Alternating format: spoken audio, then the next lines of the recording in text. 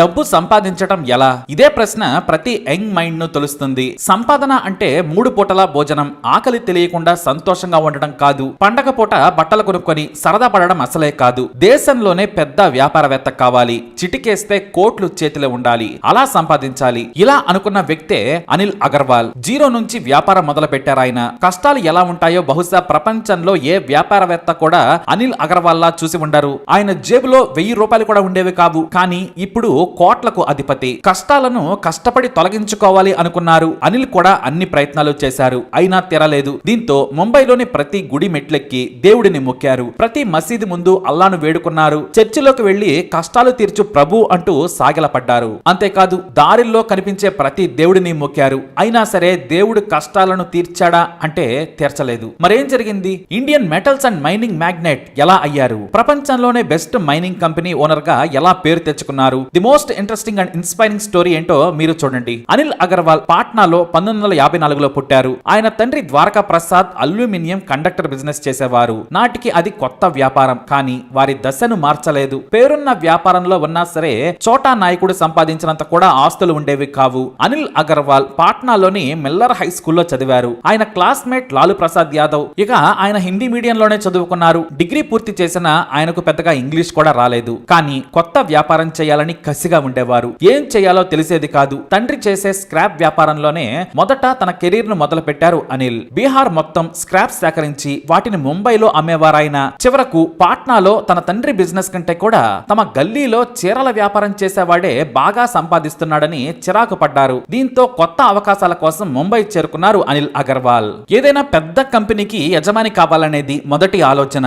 ఆ తర్వాత కంపెనీని ఉన్నత స్థానానికి తీసుకెళ్లాలి, దాని వెంట కంపెనీల మీద కంపెనీలు కొనేయాలి, దేశంలోనే టాప్ బిజినెస్ మ్యాన్ కావాలి అని కలలు కన్నారు. ముంబైలో దిగి ఏం వ్యాపారం చేయాలా అని ఆలోచిస్తున్న సమయంలో ఒక ఇంగ్లీష్ పేపర్ లో ప్రఖ్యాత షంషేర్ స్టెర్లింగ్ కంపెనీ దివాళా, అమ్మకానికి సిద్ధంగా ఉంది అనే వార్త అతన్ని ఆకర్షించింది. ఆ కంపెనీని కొనాలని ఆయన ఏకంగా కొండకు వెంట్రుక వేశారు. మొదట కంపెనీ గేటు దాటి లోనికి కూడా వెళ్ళనివ్వలేదు. కానీ కంపెనీని కొనడానికి వచ్చామంటూ కొత్త సూట్ వేసుకుని మళ్లీ వచ్చి ఆ కంపెనీలోకి వెళ్లారు. కానీ అక్కడ కంపెనీ ఓనర్లు కాకుండా లాయర్లు, చార్టెడ్ అకౌంటెంట్లు ఉన్నారు. వారి ద్వారా బెస్ట్ ప్రైజ్ ను సేకరించారు. అంటే 16 లక్షలని చెప్పారు వారు. అంత డబ్బు ఇస్తే కంపెనీని సింగిల్ స్ట్రోక్ సైన్ తో ఇచ్చేస్తామని కంపెనీ ప్రతినిధులు చెప్పారు. దీంతో వెంటనే పరుగున పాట్నా వచ్చేశారు అనిల్. తన తండ్రిని కలిసి 16 లక్షలు కావాలన్నారు. 1975లో 16 లక్షలంటే నేడు కోట్లతో సమానం. దీంతో తండ్రి ఆస్తులమ్మి 5 లక్షల వరకు ఇవ్వగలను అన్నారు. కొన్ని ఆస్తులను వేగంగా అమ్మి మరికొంత స్నేహితుల దగ్గర అప్పు చేశారు ఆయన. మరికొంత ఇతర స్నేహితుల ఆస్తులను తనఖా పెట్టి మొత్తానికి 16 లక్షలు సంపాదించారు. అదే డబ్బును గోనె సంచుల్లో తీసుకుని వెళ్లి ముంబైలోని ప్రఖ్యాత షంషేర్ స్టెర్లింగ్ కంపెనీని కొనేశారు. జీవితంలో అంత డబ్బును చూడడం ఆయన అదే మొదటిసారి. ఆ కంపెనీని స్వాధీనం చేసుకున్న సమయంలో సంతకం చేసేటప్పుడు కళ్ళ నుంచి నీళ్లు కారి బాండ్ పేపర్ మీద పడ్డాయట. నాటి గుర్తులను ఆయన నేటికి మర్చిపోలేదు. ఇక డబ్బు సేకరణ విషయంలో తండ్రి పేరు ప్రఖ్యాతులు ఆయనకు బాగా కలిసొచ్చాయి. ఆయన పేరు మీదే అంత అప్పు తేగలిగారు. ఇక కంపెనీ తీసుకున్న తర్వాత దారిన పెట్టాలి అనుకున్నారు. ఆ కంపెనీని బ్యాంకుల్లో పెట్టి 3 లక్షల మేర అప్పు చేశారు. కొత్త ఎక్విప్మెంట్ ను కొన్నారు. పాత జీతాలను కూడా తీర్చారు. అయితే కంపెనీ కొన్నా కూడా కొత్త ఆర్డర్లు రాలేదు. నెల నెల జీతాలకు కూడా కష్టంగా మారిపోయింది జీవితం. కొత్త ఆర్డర్లు రాకపోవడంతో పాటు జీతాలు, ఖర్చులు కుప్పలుగా పెరిగాయి. మళ్లీ బ్యాంకుల దగ్గర పడిగాపులు కాసేవారు. బ్యాంకు మేనేజర్లను బ్రతిమలాడేవారు. ముంబైలోని ప్రతి పేరున్న బ్యాంకు మెట్లెక్కారాయన.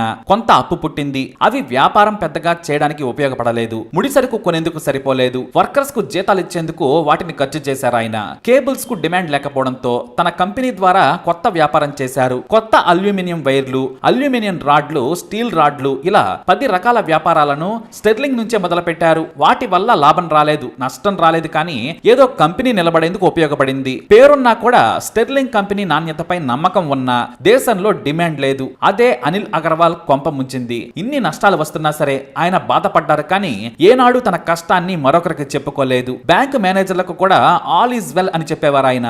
జీతాలు ఇవ్వలేక, కంపెనీని ముందుకు తీసుకెళ్లలేక ఎన్నో నిద్రలేని రాత్రులు గడిపారు. ఆ కష్టాలను మర్చిపోవడానికి సినిమాలు చూసేవారు. షోలే సినిమా ప్రీమియం షో వేస్తున్నారని తెలిసి థియేటర్ దగ్గరకు వెళ్లారు ఆయన.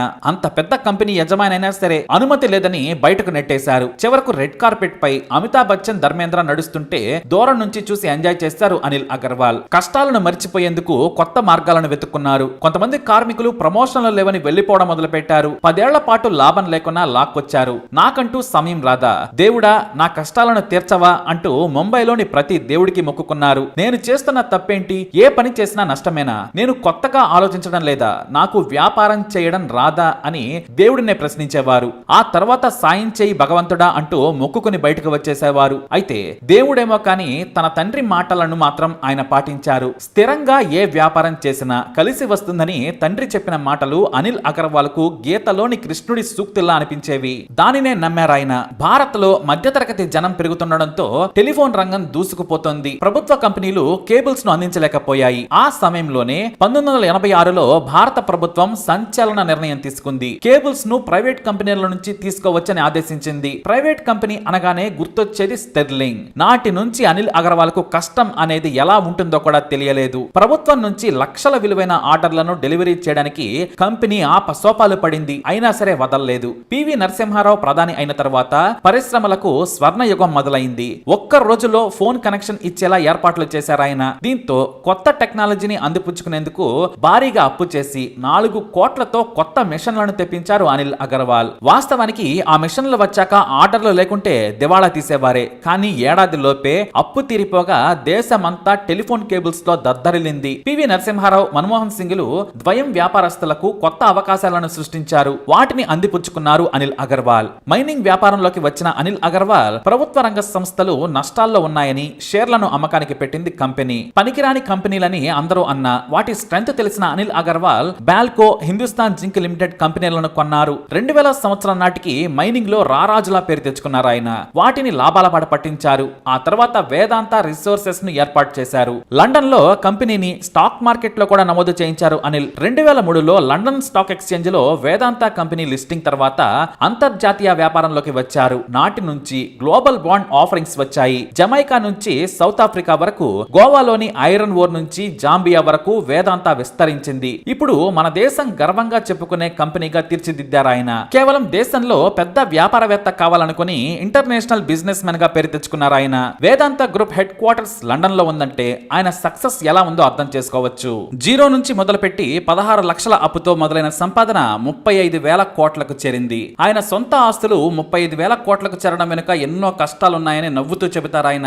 అంతర్జాతీయంగా లక్షల కోట్ల వ్యాపారం చేస్తూ అంబానీ, అదానీలతో పోటీ పడుతున్నారు. కానీ నిజాయితీగా రాజకీయాలకు దూరంగా బిజినెస్ చేస్తారు. తనకు చెడ్డ పేరు వస్తుందంటే తట్టుకోలేరు. నేడు మైనింగ్ నుంచి స్టార్ హోటల్స్ వరకు వందల వ్యాపారాలు అనిల్ అగర్వాల్ చేతిలో ఉన్నాయి. కష్టాలున్నా కొత్త పనులు మొదలు పెడితే కొత్త వ్యక్తులు పరిచయం అవుతారు. సరికొత్త మార్గంలో వెళ్లేందుకు ఉపయోగపడతారంటారు ఆయన. ఏ పనైనా సాధించే వరకు వదిలిపెట్టద్దు. కష్టాలు నష్టాలు తాత్కాలికం. ఆప్నా టైం ఆయాగా అంటూ ముందుకు సాగితే విజయం మనదే. దశాబ్దం పాటు సరిగ్గా తిండి కూడా తినలేదు. కానీ ఆ కష్టాలను దాటుకుని వచ్చాక ఏనాడు కూడా కన్నీళ్లు రాలేదంటారు ఆయన. యువత కూడా కష్టాలను దాటేందుకు కష్టపడితే చాలు, సక్సెస్ మన వెంట పరుగులు పెడుతుందని చెబుతారు. పాట్నాలో పాత ఇనుము అమ్ముకునే వ్యక్తి వేల కోట్ల లాభం ఆర్జిస్తూ లక్షల కోట్ల వ్యాపారం చేస్తున్నారు. మన వేదాంత అనిల్ అగర్వాల్ కంటే ఇన్స్పిరేషన్ మనకెవరు కావాలి? మరి ఈ వీడియోపై మీ అభిప్రాయాన్ని కమెంట్ ద్వారా తెలియజేయండి. అలాగే ఈ వీడియోని లైక్ చేయండి, షేర్ చేయండి, మా ఛానల్ని సబ్స్క్రైబ్ చేసుకోండి.